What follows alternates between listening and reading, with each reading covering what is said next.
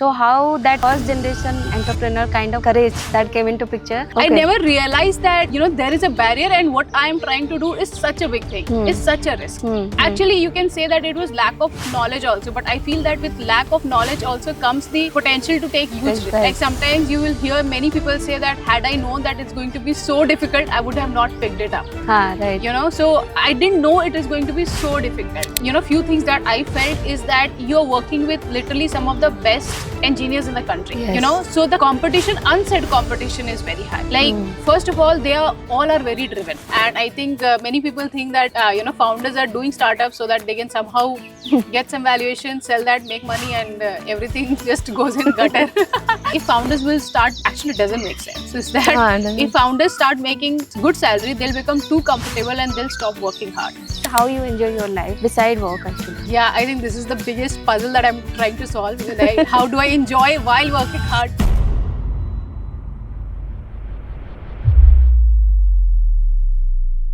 Jai Jagannath, in a world where startup success rate is only 10 to 20%, our today's guest who not only navigated or incubated the journey of startup from incubation till acquisition phase. As a female entrepreneur and first generation entrepreneur, she has many other qualities like marathon runner, contemporary dancer and TEDx speaker. Her journey is anything but ordinary. Join us as we uncover the story behind the mindset, mistakes and the magic behind startup success. To our listeners, if today's conversation made you rethink that what is possible within your framework, then do not forget to follow, share and subscribe. Welcome to Beyond the Framework.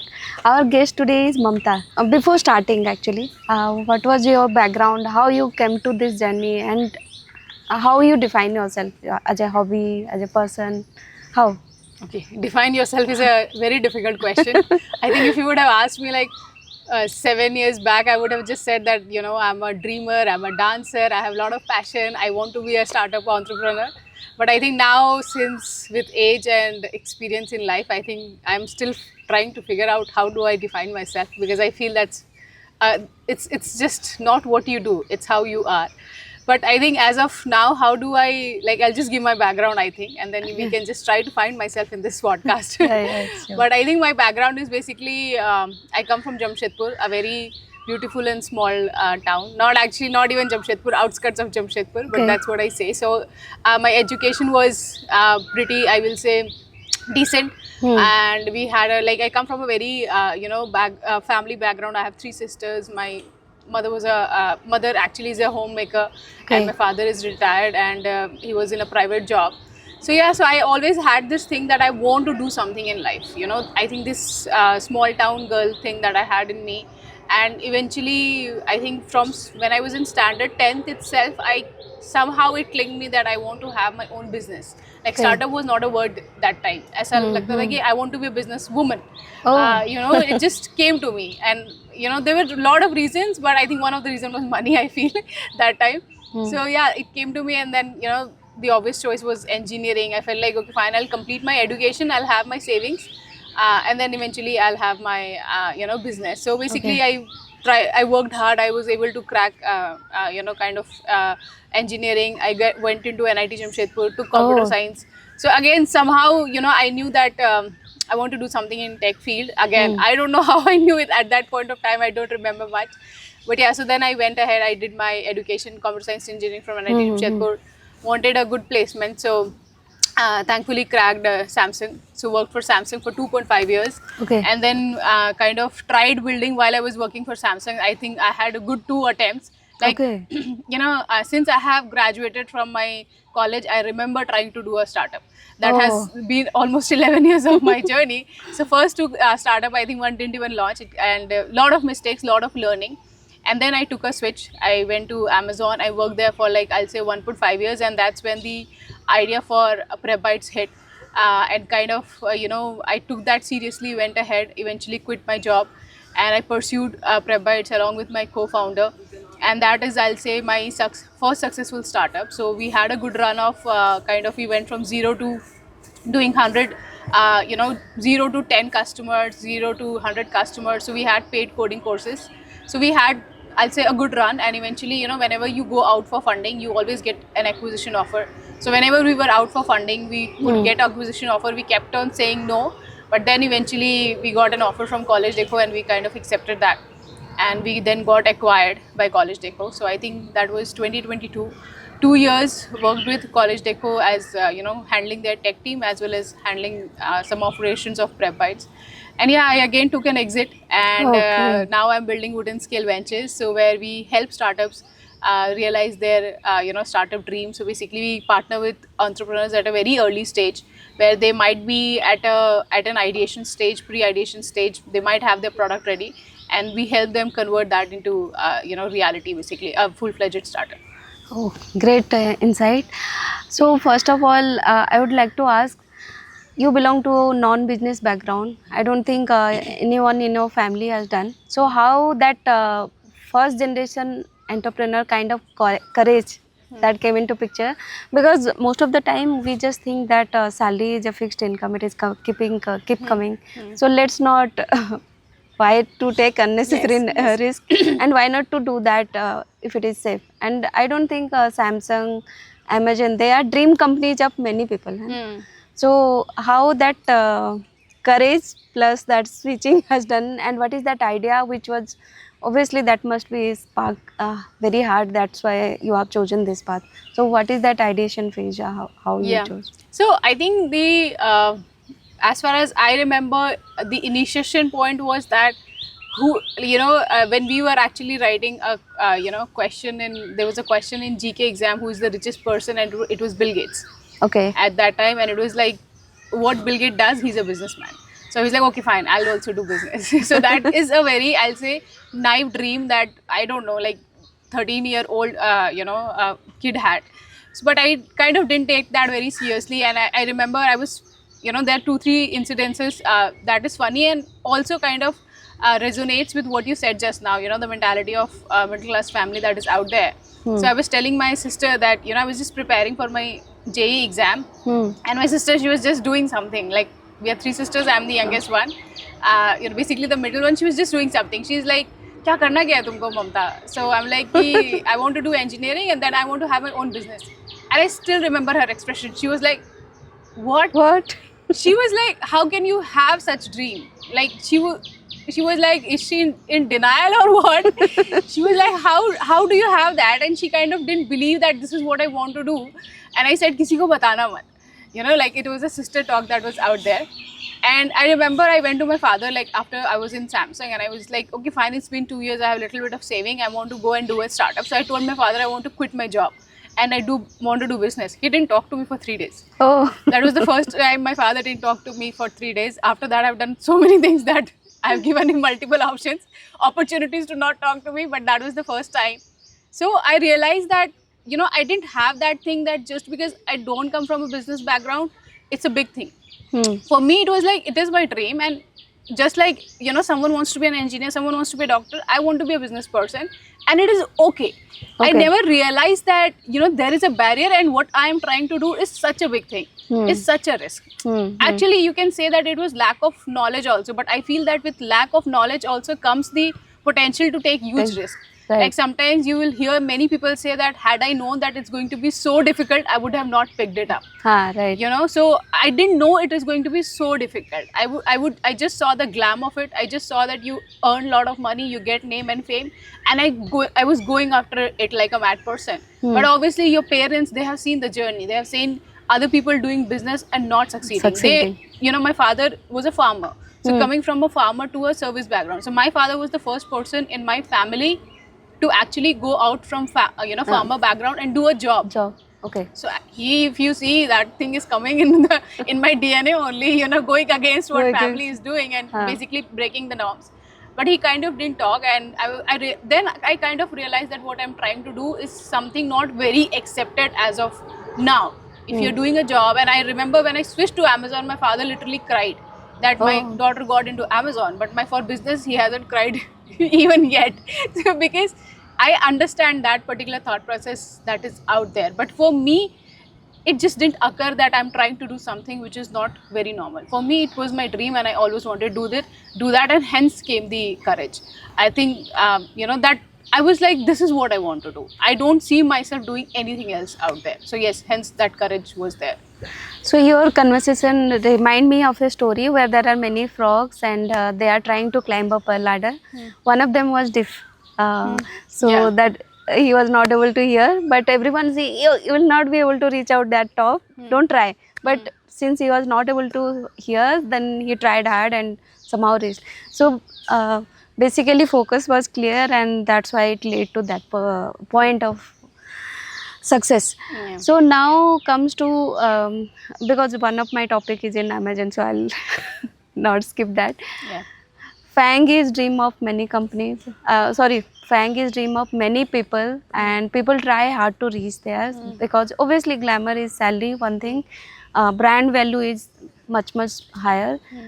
But what is that thing that why people are leaving within 5 years, or they will start something their own, because after leaving Amazon, I don't think you will get that pay scale to match your expectation. So that is one problem I had seen, and not sure what is that, but everybody is not cope up with or continuing with Amazon after 5 years. So what is that?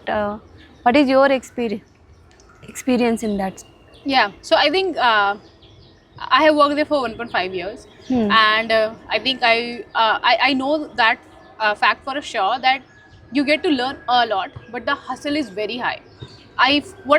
Few things that I felt is that you're working with literally some of the best engineers in the country. Yes. So the competition, unsaid competition, is very high. Like first of all, they are all are very driven. So first of all you have to be driven. You cannot be like ki, manager has to come and tell you ki, finish this work or work for 14 or 16 hours. It's a very driven concept that is out there, and the Okay. other person who is working out there is working because they love working, Oh. and it's just that they love the kind of problem statements that they are given, and it's just how the work culture is. So having said that, like I myself remember that even though I was working for my startup, and I was selfish with my time at Amazon, because I wanted to somehow steal some time and work on my venture, and still I would end up working from 8 o'clock in the morning till 10 o'clock at night at times. Oh. So you can imagine, and I was obviously like quite young at that time, and I had all the passion, but why would I do that was because of the learning that I was getting. I knew, and there are so many principles of Amazon that I've seen over there that I've applied in my previous company, and even today I am like any startup that I'm working with, these are some of the principles that you have to apply. So having said that, you have that growth, there is huge competition, and then if you get promotion from SD2 to SD3, like again, this is something I'm telling 5 years, 6 years back, how the situation was when I was working. That competition is also huge, and the growth is huge. But now what happens that, after I have hit my 30s and I'm talking to my friends also, I've realized that, you can do lot of struggle till a certain age, but then some people choose work-life balance. After a certain point, some people don't, some people choose work-life balance. You get a family, you get your kids, and you're like, now I cannot hustle that much, so maybe I need to go and work somewhere where it is a better work-life balance. So even if the salary is equivalent to what I am getting or little bit higher, I am okay, but I want to give time to my family. Whereas there are people for whom career is always a priority, and they keep on hustling and they reach out to different stages that is out there. So I feel that might be the reason. That's my perspective. Okay, that's that's good. So next question would be, or next conversation could be, how you have started approaching for what was that phase when you thought that you should go for acquisition of PrepBytes?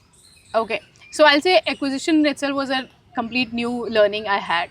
So I always thought that you should not get acquired, and it was Acha. like my baby. I was very emotional with the whole Right. PrepBytes thing. So like I said, what happens that whenever you are in the market for fundraise, so people get to know that okay, such and such startup, depending upon the stage of startup, is raising funds, because there are a handful number of VCs and investors out there. So whenever you go out, you get the acquisition offer. So when we were raising our I'll say first VC round, that is when we first time got an acquisition offer, but that offer was like literally breaking the company into parts and Okay. using that, using. So obviously we were like not very happy with that offer, and that is the first time I got to know that okay, fine, you get acquisition offers. Okay. Like I have never seen, getting acquisition offer, or this is what happens, this is how you get it. Hmm. So we said no to that. That was a clear no.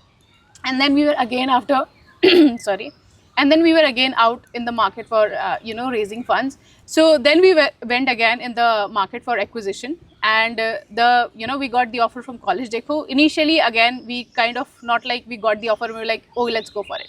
I was still very emotionally attached to Prep Bites. I was like, no, I'm not going to give it to anyone. My co-founder is a very logical person. So he said that, Mamta, it's not something you should completely, kind of decline. At least give it a thought, because this is a journey. You being an entrepreneur is a journey. Seeing the whole acquisition thing is a journey. You are learning every day. So I was like, okay, fine, let's give it a thought, kind of a thing. And then we also got one more acquisition offer, but again, it was the same thing, like breaking into parts kind of thing that was out there. Not something we were very keen to. But College Deco, was like respecting us as founders, respecting what we have built, respecting our social media, our product, and everything. So, and what College Deco does basically is help students get, admission in colleges. Right. So they have a huge, I'll say, ecosystem of college students. So it looked like a very, obvious fit. And one thing I think the founders that they said is that you're going to spend this much of money, you'll raise money, you'll spend this much of money to get the same kids that we are targeting. Right. Eventually those kids are going to go ahead and buy coding courses. So I kind of, had a lot of thought, thinking and all of that, and kind of convinced myself that, okay, fine, let's go ahead with this particular offer, because I have my journey as an, as an entrepreneur. And to be very honest, I think many people will not admit it, but I'm admitting it, is that you get burnt out as a founder, especially as, first time founders. We were literally doing everything. Like when even though we had team, we didn't know that, because I was an individual contributor in Amazon, and then I'm handling 40-50 people. So how do you create that structure so that you only do things that are required. We were learning on the job. So there was a good, I'll say, we felt that yes, if we go ahead over there, it will be a better, I'll say, future for Prep Bites. That's what we felt, and we took the acquisition offer. That's how basically this thing happened. And while you said that people come to know that these are the fundraisers or they are looking for VCs. So what is that process? Technically, if I'll ask, what is that process through which you reach out to the investors? Okay, so there are different stages of startup, obviously, and depending upon how much you want to raise. So first thing you have to decide for yourself is how much do I want to raise. Like, is there any app, or how you decide? So now though, I think there are apps that build your financial plan for yourself, but for your startup. But basically, how do you decide is, you kind of, based on whatever experience you have had so far, you'll have certain numbers that, if I want to get 10 rupees of revenue, I need to spend, let's say, 5 rupees for marketing. I need to hire such people in the team. I need to have infrastructure. I need to do social media. So you list down all the costs that is out there. So there is a simple equation that if you want to make X rupees, you need to spend Y rupees. Y rupees. You include the salaries, the infrastructure, marketing, and all the costs that is out there. Right. And you decide the duration for which you're raising. So let's say if I am raising for, let's say, complete 12 months, so that is going to be a number. If I'm raising for 18 months, that is going to be a number. So it's, generally like you should be raising for at least 12 to 18 months or 2 years, so that you have that buffer. So one mistake many founders do is that they raise very cut to cut. Like if they are able to survive in that particular, if they are able to do their best, that amount is sufficient. But if they are not able to do their best, that amount is not sufficient. So basically you decide, and then depending upon what amount you want to raise, you accordingly either go to angels. There are a lot of, I'll say, you reach out to them over LinkedIn, you drop an email, you create your pitch deck. If you are raising VCs, you can either directly go to VCs, or you can hire investment bankers. Okay. So basically, investment bankers, they also won't work with like all the startups. They also have their selection process, and then they will help you with the deck. They'll help you with the financial plan. They'll help you reach out to VCs, and accordingly, they'll first an email will go, then they'll respond, then there'll be a pitch deck where you Okay. will be pitching to the kind of analysts or someone from the VC. Then they'll go back, they'll discuss with the internal committee, sorry, they'll discuss with the investment committee, Investment. and they'll come back. So that's the entire process that is out there. There are many story in the market or where the investor or the company concept was valuated very high, but at the end they went through that low phase. For example, Byju's. Byju was a hit during COVID, before COVID, and also after COVID, but somehow they are not able to get that benefit which they should have. Okay, so in your journey, you are blessed that you have got that on right time. So what are the learnings you think that you have done right in that phase? Yes. So I think again, what happens with companies that you might be doing great as a solo founder.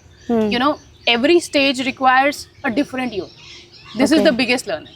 You cannot be the same person that you were when you were making, let's say, 1 crore of revenue, and you were handling a team of 5 people, and then you become a team of, let's say, 100, 500 people. You're doing higher revenue. There are a lot of things that you learn, and Yes. you change. And like, the learning is tremendous, from, let's say, finance to marketing to, in the beginning you are like, you literally know everything that is happening in your company. So I think the scale at which you are operating demands a new you, Version of you. basically. Yes, Yeah. demands a new you that is out there. So I think there are a lot of things that fall in place, and I feel that, this is again something that I have recently realized, that if you keep doing things, eventually universe makes it for you. Sometimes you get results today, like we got the acquisition. If you see, we got acquired, and they were founders, I'll say fellow founders, who started in the same year, and they might be feeling that, oh my god, they got acquired and we are still struggling. But yeah. now after 2 years, I see those founders doing amazing. Like they are they have literally killed it. So it's a journey. So you cannot be like, today you are a failed founder, that does not mean tomorrow you're going to be a failed founder. And if you see, I'm starting again, so I'm again starting from scratch basically. So for me, it's going to be again a new journey, and which will demand a new me. So for us, I will say one thing we did was that every day we were damn honest to our job and to our customers. And again, customer obsession is one thing I learned from Amazon. So there, I saw that how even, they are basically giving the lecture on customer obsession even to the developers, not just to sales and marketing or product, even to the developers or, QA or everyone that's coming. So anyways, so I think we were very true to ourselves and to the idea that we were building and to the customers. And we were literally giving 200% on daily basis. So, Okay. and I think that's why the burnt out thing came. But I think that worked for us. And thankfully, what happens that I could have, like I said, that I was not very keen with the whole acquisition offer. I almost told my co-founder, this is not happening.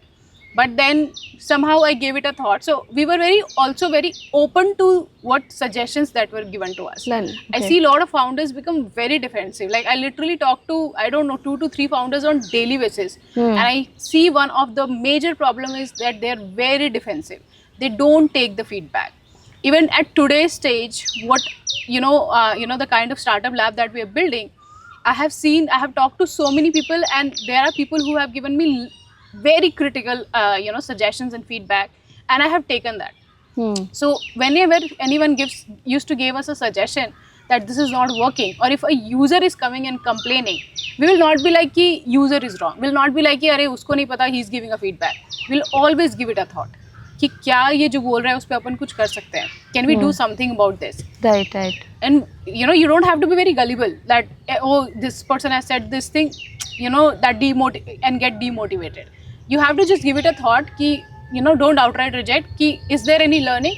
If yes, then I apply in the company. If no, then I don't. It's okay. Let that person say what that person is saying. So we Okay. were very honest to the reviews as well. So I think that honesty part was, I still have, and I think was really worked for us. A very harsh question maybe. So in today's date, I think every founder has only one target, that is money. Okay, so they are looking for someone or they want to start the concept, they want to bring it to 30% or 40%, and they target to get it valuated so that they can earn beyond that and then go for the next.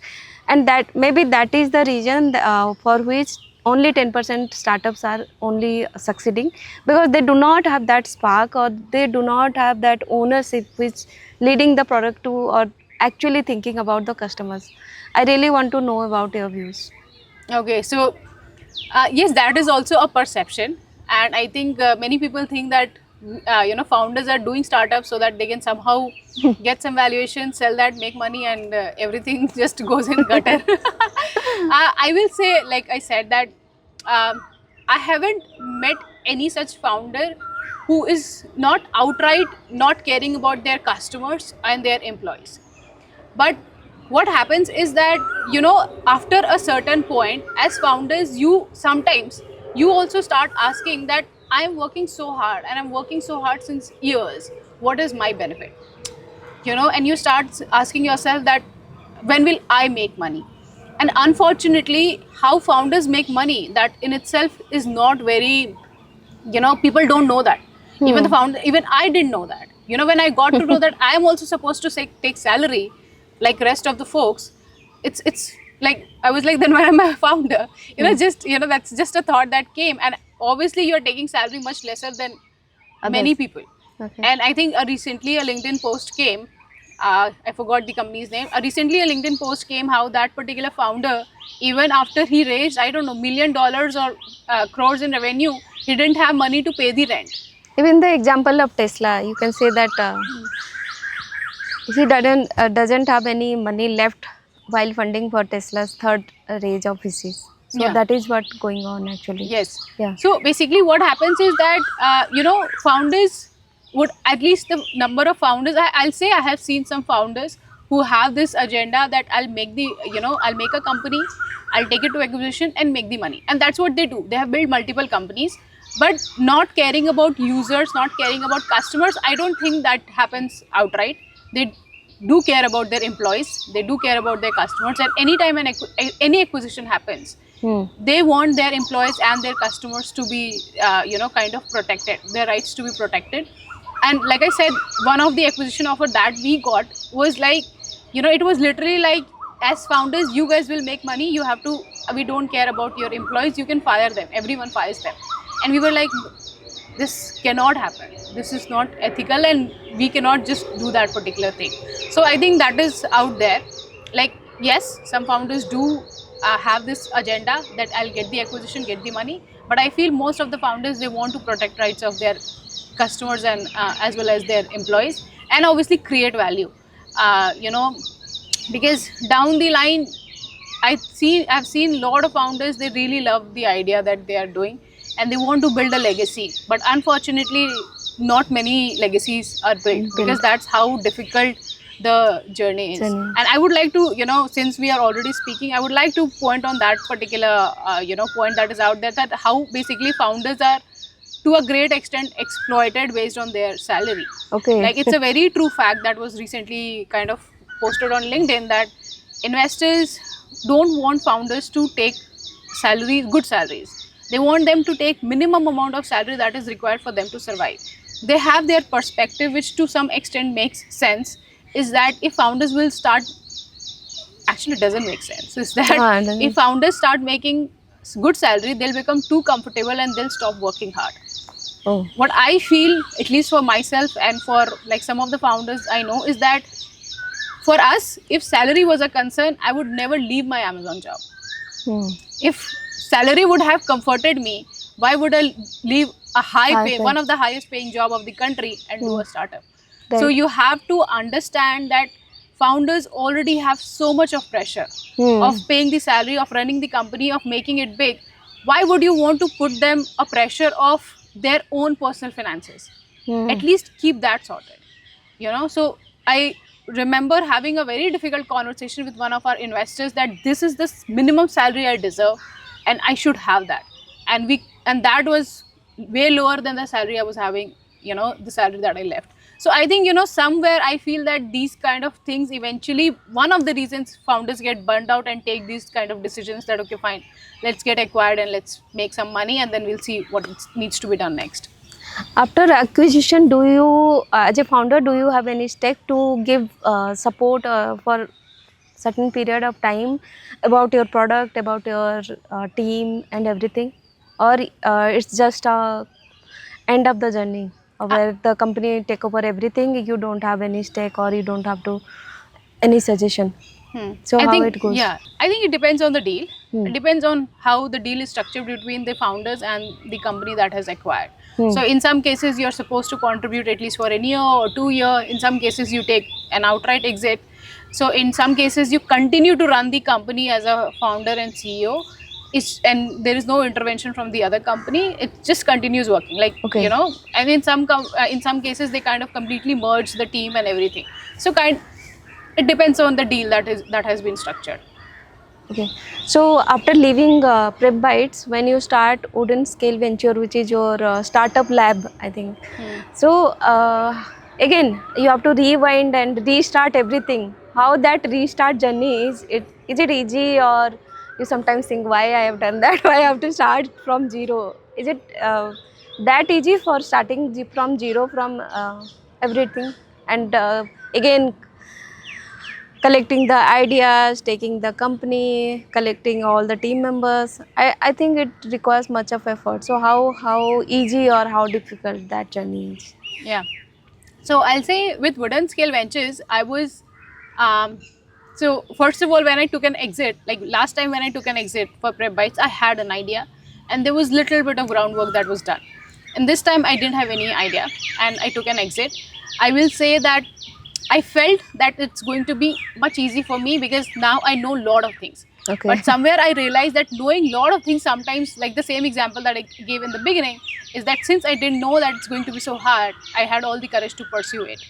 But this time, I knew so many things that any time an idea would come to my mind, you know, I would do all the analysis and reject the idea because I could see so far, which Huh. was not the case first time. Huh. Like this particular idea, like my founder was telling that it's a very competitive market, Mamta, and you know there are other players and there's a niche that we are targeting. I was like, I don't care. I want to build this. I feel that there is a problem. Let's build this. And we took that particular leap. And this time, I was doing all the analysis, doing all the competition thing that is out there, doing the market research. Where can it go? What will be the scalability problems? You know, I was getting into the, what we call it analysis paralysis. Okay. You know, and this particular idea, basically, that I'm working on helping startups build from, you know, pre-ideation or ideation stage. I had this idea while building Prep Bytes, you know, because literally on daily basis, I used to face so many problems and I would reach out to people randomly that, you know what, I'm facing this particular problem. Can you help me out? You know, but I would not get the right help. And as a result of which, you know, if you're a hustler, you will survive somehow. Like I remember 1 year of Prep Bytes, I literally had no revenue. We had no revenue. I was doing everything that is possible. We were fighting and everything, but a lot of people are not able to survive for 1 year. You know, like on the verge, I was literally on verge of depression and somehow I pulled myself up. So I know how difficult that journey is when your career is at stake and you have very less people who understand what is actually going on. You know, that feeling you cannot like describe it to your parents or your friends. Hardly anyone will understand. Right. As a result of which, you know, one of the reasons people say that many startups die in first year is one of the reason is this, that they are not able to handle themselves emotionally, you know, and they kind of give up and like chhode yaar kuch aur karte hain. So I was like, I am going to, you know, whenever I didn't tell myself that when Prep Bytes will get acquired, I was like, when Prep Bytes become big enough, this is the next thing I'll pick. I'll take up startups and I'll help them make it big, basically. So in this time, you know, even though this idea was in my mind and with the whole AI thing that was out there, I wanted to solve this through AI. So I was like, let me, you know, so what was happening that I didn't realize that it's going to be, I'll say, equally difficult because I have so much of information now. So I'll be getting into analysis paralysis and I'll be spending too much time doing all these stuffs. So I'll say that starting second time comes with its own set of challenges, but I am happy that I'm doing it because I don't see myself doing anything out there. And on daily basis, when I talk to founders, and I think even 1 hour of conversation we have, you know, while we're, you know, shortlisting founders for our startup lab. So even if I'm rejecting them, but the kind of guidance I give them in that 1 hour, and the happiness that comes out that, oh, I didn't think it could be done this way, or okay, thanks, you saved me from doing a mistake. So that kind of gives a lot of satisfaction, and that I'm giving back to the community that is out there. So, and it's an entirely new journey for me, new learning literally on daily basis, but I'm excited about it. Okay, so you have discussed many time about analysis paralysis. So can you explain what is that in technical or normal language? Yeah, for basically, users? yeah, like you will see many people, not just in startup, many people say that, I want to do this. But then they'll keep on analyzing the situation, and they'll find out all the reasons somehow to not do it. Okay. And they will not get into execution. Hmm. There are two kind of people. One, जो बोलते नहीं, अरे ये सोचते रहते नहीं, कूद जाते हैं, और दूसरे हैं जो सोचते ही रहते हैं. So analysis paralysis is like you analyze so much that you feel like you're paralyzed to get into the execution. You actually paralyze yourself to get into the execution of that particular part. Let's say it could be as small as taking a break on a Sunday or planning a holiday. Some people get into यहाँ नहीं जाते, वहाँ जाते, वहाँ नहीं जाते, वहाँ जाते, and they don't take a vacation. So that's analysis paralysis. But because you are trying to start a new thing, so obviously you have to evaluate the funding part, you have to evaluate your capability also, because you should understand the domain to lead that section, and also you have to look for a team. I think everything falls in part, but these are the major thing. So what is the right stage of startup to jump into the कूद जाने वाला वो जो phase है ना, वो right stage कब है?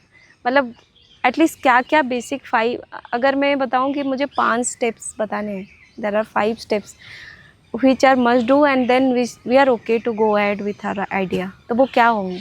Yeah, when you say okay to go ahead, as in you leave your job and you just give everything to to it. Okay. that is the best. Got it. Okay, so that is actually one of my webinars today in the evening. Okay. But I'll tell you basically how it is that the initial ideation is something that you can do along with the job. Okay. Yeah, because it's going to be a little difficult. Like I said that when I was working for Amazon, I would like literally work sometimes not on a daily basis. That's not a daily routine. Like daily you work 8 hours, 9 hours, but sometimes you work 10, 11, 12 hours. But still then when I used to leave for office, I would be like, after coming back, this is what I'm supposed to do, irrespective of what time I come back. Okay. And when I would come back, I would do that. So, and I would create a schedule that it's okay if I'm, working on my startup parallelly for 2 hours only. But I'll do that 2 hours. I will not be like, करेंगे तो 6 घंटा ही करेंगे, नहीं तो नहीं करेंगे. That was not the situation. Like I would work for 2 hours, and obviously I would squeeze the weekend out of it. I would literally not go anywhere, which I kind of sometimes regret, but I feel that's the price that you pay. Okay. So, this whole validation part, ideation and validation part is something you can, so these are the first 2 stages. One is ideation and second is validation. And ideation obviously means you find out the gaps that are out there. So these 2 parts you can do while you are in your job itself. So how do you basically validate is that whatever idea you have, try and see that what is the minimum effort and minimum investment in which you can bring this product to people. Give an example. Let's say if you're planning for a B2B SaaS. So obviously building a B2B SaaS is something difficult thing. So what you can do is create a presentation of the product, very nice presentation, and you start taking that to your customers. Like, what, this is what we are building, we are planning a wait list, why don't you sign up? And see what is the feedback that they're giving. Rather than investing 8 to 9 months and making putting in a lot of money and all of that, sometimes it takes even a year. And then you go to the customers and they're like, this is something I was not looking for, I was looking for something like this. Okay. So when you start going, even before building the product in the market, you kind of start getting the actual idea what customers want, because what you think they want and what they actually want might be different, and a lot of times they are different. So once you obviously when you're talking to the market, you start getting the feel about the product, you start getting the validation, and you start understanding what is the feel of customers. And then obviously you see your bank balance, that do I have enough balance to survive myself for next 1 year or 1.5 years, at least 2 years, I'll say, like to survive myself. And if you have a family and your responsibilities, do I have sufficient money for that? Let's say if that answer is yes, obviously based on the idea you can try for funding, but investors look for some validation because they have we say ideas are dime a dozen. They have so many pitch decks with them where people have amazing ideas, but will you be able to pull that off? That's the question of investor, and that is why they look for initial validation. So you be like, if I have to convert this into a small product and then show some validation, do I have sufficient money for that? And if answer to all of this is yes, you can quit your job. Now another real question maybe.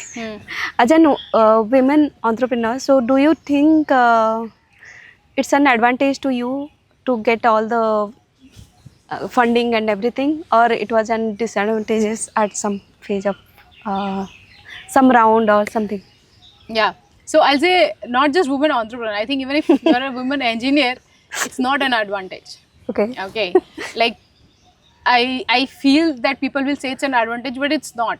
Okay. Subconsciously, if you are sitting in a room and the same suggestion comes from a male person and a female person, they are taken differently. And I have seen that as a male, and if you're an engineer or if you're an entrepreneur, if you're sitting, Same. that is sufficient for people to build trust that this person can do that. Right. As a female, you have to first prove yourself. Right. You come from same college, you come from same background, you have given same sort of interviews, still you have to prove yourself. So like I have seen such, I will say, that male female entrepreneur thing was not in my mind, but I have seen the differences. Like if me and my co-founder is walking in the room, by default people will assume he is the CEO. Oh, okay. I was the CEO. Okay. And I was like, I'm not, I know for a fact that if I'm not a CEO, I will not be taken seriously. So I was like many times, many entrepreneurs, female entrepreneurs do this mistake of like, because as women, we are very like, Giving We more. are very giving, like, le lo, tum le lo. I was like, no, I want it. I'll keep this position. You have to be Yeah. selfish. Yes, for you sometimes. have to be like, this is what I deserve and I'll keep it. And my co-founder had no problem. So he was like, yes, you deserve it, you keep it. So, we saw this, that by default, if we are walking in the room, this is what people assumed. And this is, I realized down the line, when many people came out to me and said later on, we thought, there is a word in anywhere, entrepreneurship or anywhere, that we thought he is the main guy. We realized later on that you are the main person. Oh. And I got to know from, and why? Just because he's a Just guy. easy, guys. If two guys are walking in the room and they both are, let's say, co-founders, people will wait to take that assumption कि कौन चला रहा है company. देखो चलाते दोनों लोग हैं. हाँ, ऐसा right, नहीं है, right. ऐसा It's नहीं मैं not नहीं चला possible. रही, वो नहीं चला रहा, और चलाते दोनों लोग हैं. But who is basically the CEO that is out there? They'll wait for some time to assume that. They'll wait for the interaction. But in this case, this automatically happens. And I have seen so many times when I'm talking to people, I am saying and they're responding to my co-founder. Oh, Yes, they're not even looking at me on my in my eyes. eyes. After I am like, I'm literally, I feel like, many people ask that why do women raise their voices? Because they want to obey. Because you're not hearing. That's why I'm raising my voice. It's as simple as that. If I feel that, and even let me tell you, even if a new employee comes in the company and they're like, कि if it's a guy handling them, they will be like, हाँ इससे पंगा नहीं लेना है. हाँ, But right. to women, I have literally seen that, they have a different perception that they can push you over. Right. So again, then you have to tell yourself that, dude, you cannot push me over. So, this is something that I've seen on a daily basis. And then when it comes to funding, you are saying advantage. I think the lowest percentage of entrepreneurs getting funded is a single female entrepreneur. That's Okay. the most dangerous combination in the whole startup world. They are the one that is who are getting least funded that is out there. Okay. So you can understand. So I feel that still in today's world, women in corporate, be it be engineer, CA or lawyer, or I think entrepreneur, the world is still not very easy for us. I'll say the whole fight is still going on. I think I can resonate with this same concept. I have seen that even if there are two persons with same pay, same talent, then obviously first priority always goes to that male person. And somehow they heard that actually that happens actually, and your sequence come next actually every time. Yeah, you it have to work 10 times higher to prove yourself. Exactly. There's always proving Proving yourself. that is always a mode of proving. You have to say that I can do this, I can Yeah. pull out this thing, I can take out to, and but it's very difficult to convince. There are few, but yeah, we are lucky that there are few people around us who actually pull you out and bring to that help in Put you in the bringing map. you to the Yeah, yeah. right Yeah, place. so yeah, I think I should be, like I said about my co-founder. Yeah. Anytime he would like, kind of anyone would ask who did that, he was very openly saying that she did that, Okay. because he kind of understood that, he also understood this is happening, Hmm. and he also like, I didn't have to be vocal about his work, Yeah. Yes. because people assume ki he's working, but he had to be vocal about my Your work. work, Like, okay. no, I didn't do it, she did it. Yeah. So this is, I'll say, a very subtle differentiation that is still there. Hmm. But I think, yeah, once you prove yourself, people start taking Start it seriously. taking seriously. Yeah. Okay. So who is your co-founder? Is he still with you, or No, you so have started my differently? co-founder is Aditya. Okay. So yeah, we he's working for Astro Yogi now, so we are Okay. not working together anymore. So it's my solo venture. Okay. Thankfully, two of my founding members from Prep Bites, they have joined me back. Mhm. So I think that's the biggest good thing that has happened. Like, that's the best thing that has happened with me. So right now they have joined, and then we are obviously working with some new people. If you look back, there are two parameters which we can prove to everyone. Not prove to everyone, we can take it as a learning for ourselves. Is that the mistake? Is there any mistake which you want to correct if you go back to time for that thing? And is there any risk which you had taken in past and you would like to redo that thing? So is there any such example, mistake and risk both? So I'll say more of mistake, I'll say, is my one of my weakness that I'm still working on is networking with people. Like, Okay. I get so much into work. Like, if like I was so much into work, I always felt that networking or talking to people is not important.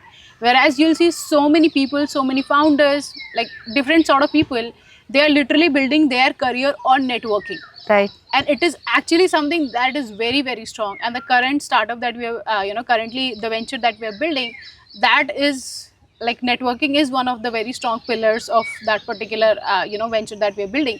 So I think networking is one part that I kind of like, didn't work much on. Last time when I was building, I would be like, why do I meet that person? So networking, basically, again, I have realized over the time, is that you don't meet a person just because when you have work. You meet a person just like that, have conversation, like-minded people, and don't like, I'll be like, if I'm meeting that person, is it going to be of help at that point of time? If no, I'm not going to meet, I'll rather work. But I think that is one mistake I did. The connections that you build with people, that kind of really helps you in your journey. So I think that is one mistake that I'm working on. And I think next thing you talk about risk. Yeah. Risk. Yeah. So I think I'm taking risk Yeah. again. And like I said, I don't see myself happy any other way. Initially, when I started building up, kind of building a startup, the motivation was money. But now my motivation is happiness. Like, this is what makes me happy. Obviously, when you're building a startup, happiness is a myth. 90% of the day you are really low, because obviously you won't have success on daily basis. Like, some days are really flat. But at the end of the day, I feel like when I'll see myself after 10 years, I'll be glad that I did this. And what is your typical week look like? Means you just log on work, or you do anything else behind that? Means, do you enjoy your time, or you have any? Don't talk. We are not talking about passion, but how you enjoy your life beside work, actually. Yeah, I think this is the biggest puzzle that I'm trying to solve. Like, how do I enjoy while working hard? And I think I feel that it's very difficult. Like I said last time when I was building, I was like, no trips, not even going and visiting my family. Oh. Even when friends are like calling me, come meet us in CPR, like, nahi yaar, nahi jayenge, wo kaam karna. So I was that person. So I was like, this time I'll maintain work-life balance. I'll meet some people and all of that. And I even when after we got acquired, since we got some time, I took up marathon running. So I was running like up till 21K. I was literally running 4 times 5 times a week, going to gym and doing everything. I was like, I'll continue all of this. But now I'm like, I'll run only on Sundays. That too on Sunday. So we have a running group. So they're like, really cool bunch of people. I always want to learn professional dancing. So first I took jazz classes, then I took Kathak classes. I was doing everything. But now I think coming back, I'm somehow trying to, I will say, when, it's all about priorities. So I've decided that I'll keep some physical activity in a week, which includes running sometimes, and, that is out there. And I'll say spending family time. So I make sure I talk to my family over weekend, like my sisters, my parents. So I try and do that, and I try not to say no to trips. So I'm trying, I was like, it's okay if I'll work really hard 3 months, but if there's an opportunity of going for a trip of a weekend or even for a week after 3 months, I'll try and not avoid it. So that's how I'm trying to enjoy. Let's see how much it becomes successful this time. Okay, as you said, you have multiple hobbies. You are a marathon runner, dancer, obviously. You have also taken part in TEDx speaker, right? You are a marathon runner and contemporary dancer also. So, do you think that your passion has given you a means good fit for moving ahead in your foundation journey? So the passion and all the hobbies I had, I think it has eventually made me the person that I am today. Like the first question that you asked, that how do you define yourself? I think all of these things, kind of give you life experiences apart from the work that you do, that makes you what you are. So I'm very glad I have all these hobbies. One bad part is that I get very competitive. So, even if I'm doing, let's say I went for swimming the other day, and I was like telling my partner that, oh, you know what, let's take part in swimming marathon now. So he was like, why can't you just keep something for just enjoying and relaxing? So, if I would be dancing, I would be like, let me go ahead and take part in Dance India dance. So that is one bad thing, though I don't do it, but I get very competitive. But I think having hobbies and passion is something really amazing. Okay, so we are at the end of our discussion. Anything you want to speak about your anything which you want to discuss or tell about yourself to audience or about your startup lab?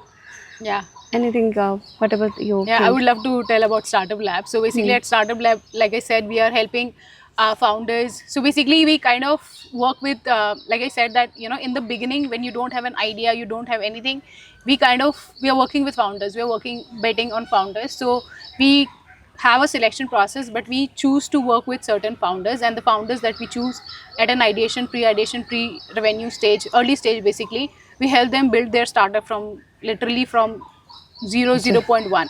So we understand with founders what is your expertise, what is it that you can take care of, and we take care of rest of the stuffs, and we take them from, let's say, 0 to 1. That's what we are doing at Startup Lab. And all the founders out there, I would like to say that just hang on and be honest to to whatever you are doing. You will get the results. You might not get the results today, you will get the results tomorrow. It's a difficult journey, and to rest of the people, I'll say just be happy. I think that's the motive of life, to be happy. And if you feel you're not getting up happy, just ask yourself, what is missing, and maybe work on that, but be happy. Yeah, it's great to talk to you, and thank you for coming and joining us for the channel. And it's really amazing experience to talk to you. You are one of the youngest entrepreneur I have ever met. Actually, I met many people, but yeah, you are one of the youngest entrepreneur I have ever met. So yeah, nice talking to you, and it was great meeting you and on a short notice and everything. Thank you. Thank you so much, Ratna. I will not say short notice, we rescheduled it so many times, but I'm so glad that it happened. And it was really nice talking, and I really wish to stay in touch. Yeah, thank you. Thank you Thank you so so much. much. Yeah.